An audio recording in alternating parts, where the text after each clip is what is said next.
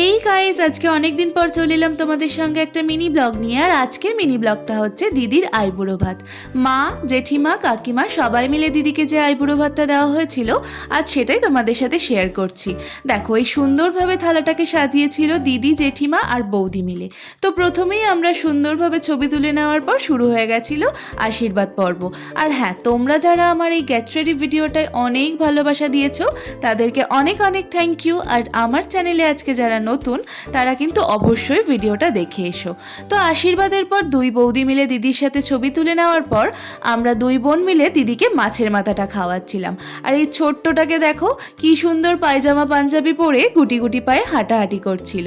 তারপরেই খেয়ে নিয়েছিলাম লাঞ্চ। লাঞ্চে ছিল মিক্স পনির, চিপস, ডাল, স্যালাড আর ছিল মাটন। আরও ছিল, সাথে ছিল চাটনি আর মিষ্টি। খাওয়া দাওয়া করে সবাই মিলে গল্প গুজব করে কাটলো আজকের দিনটা। Bye bye.